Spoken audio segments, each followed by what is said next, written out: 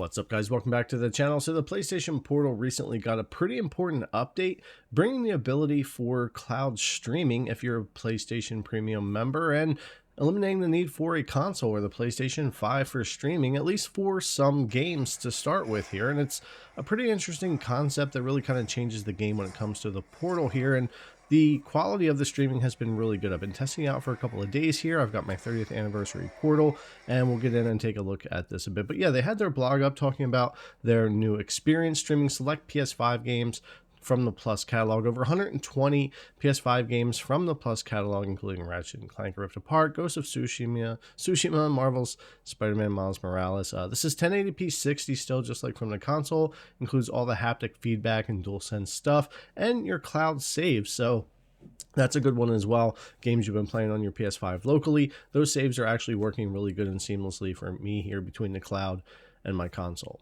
So we'll start this thing up, and now after the update, instead of just having the option to go to the console, we now have this new cloud gaming catalog we can go to here. This is still cloud streaming in beta, but it's working really well. Now this is off by default, so you might want to go into your settings here and into the cloud streaming beta area and click on the cloud streaming beta right here to turn this on, and then that will allow you to be able to access this if it's not showing up for you after the update. That is off by default, so you'll have to do that. But once that's activated, you can go in here. We'll be able to click on the cloud gaming, and it's going to load up the catalog of games that we can go through here. Now in the catalog, I am going to go ahead and scroll down through all of these so that you can see. It'll take a minute or two here, but I'll point out a few games and we'll talk about this a bit. But I want you to be able to see all these and pause if you need to, take a look at what games are in here. But it's around 120 games, and there's some good stuff in here. We've got The Last of Us Part 1. The Plucky Squire, which is a new game. We've got the Time Splitters games in here, some really good older titles, and some newer titles in here as well, like Ratchet & Clank's Monster Hunter Rise is in there, Animal Wells in here. It just depends on what they've added to the Plus catalog here that's able to be streamed. So again, of course, you do need to be subbed to that highest tier, just like Xbox when it comes to having access to cloud and this kind of streaming. And I do hope that both companies do wind up breaking out their own cloud tiers for this kind of experience in the future. But I think we're really just seeing the beginning building blocks of this. But we'll talk more about the comparisons here to Xbox cloud gaming and what Microsoft is doing in a minute. But finishing up, going down through the rest of these games, if you've been watching on here, you can see they've got a ton of different games to choose from to jump in and play in here. But I would like to see a lot more of their titles and newer titles get in here eventually and bolster this library a bit better. We'll go in here and we'll launch Ratchet & Clank as an example. Take a look at a couple of games. You get your typical tabs here for the game, and then you've got your stream button here on the bottom. And I'll leave this real time so that you can see. It doesn't take long to get in if you're familiar with the cloud at all here from Sony or even Xbox. Typically 5 to 15 seconds, and you'll get loaded into the game. So it won't take long here, and then we'll be right in to Ratchet & Clank. And for PlayStation Cloud, I've tested them for a couple of years, and I've always said that they've actually had really clean cloud gaming, a pretty good experience when it comes to like the pixelation and the bitrate and that type of thing.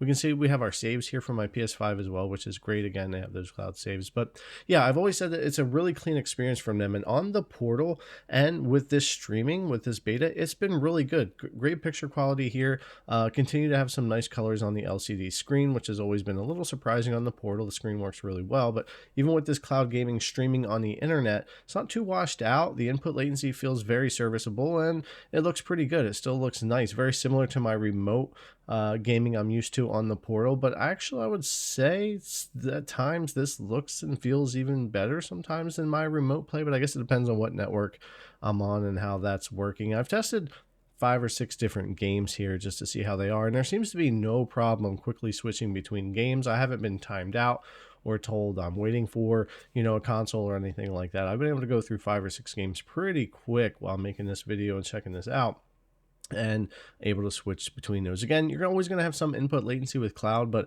it's very serviceable here, and not having any frame drops or anything like that. You can see the stream stays really smooth when we're scrolling around and spinning around, which is really important for cloud gaming, that you don't get a lot of stutter and frame loss. And it's really clean with PlayStation here. What they've done with their newer cloud in the past year or so has been pretty impressive, and hopefully they'll be able to continue to improve this and expand upon it. And more importantly, this is pretty good already. I'd just like to see more titles in here. Now, Xbox added recently this week the ability to stream your owned games, the games you've purchased. Now, there's only 50 titles so far over there, but this is a big thing to add to Xbox Cloud Gaming, and in the future, having more titles so that when you purchase a game, you'll be able to play it locally or stream it in the cloud. This is working pretty well. I was able to test it out, and I think that the portal would become even more valuable and the service would be even more valuable from Sony if they do add in eventually the ability to have your purchase games cloud streamable as well. That would be great. So you can go on there, buy a game in the store, and instantly be able to stream it to your portal, or maybe even buy it while on your portal, making it an even better device. Now, I know this isn't any local gaming. This is still just streaming stuff, but it does make the portal a bit more compelling. It does stand on its own a little bit more, and for $200, you could get into some PlayStation gaming versus $700 or $600 when it required the console before. So it does change things, and I think from Microsoft and from Sony, it really does show the direction all these companies are going when it comes to gaming. And like it or not, we are headed towards cloud pretty heavily. Local will stay the dominant, but we are going to continue to see more and more streaming options from these companies. But this has been a great experience with the portal. I like where we're headed here so far, and I think it really changes the game of what this device is capable of now, not necessarily needing the PS5, at least for those titles in the catalog for now anyways. I think purchase games will really be a big deal there.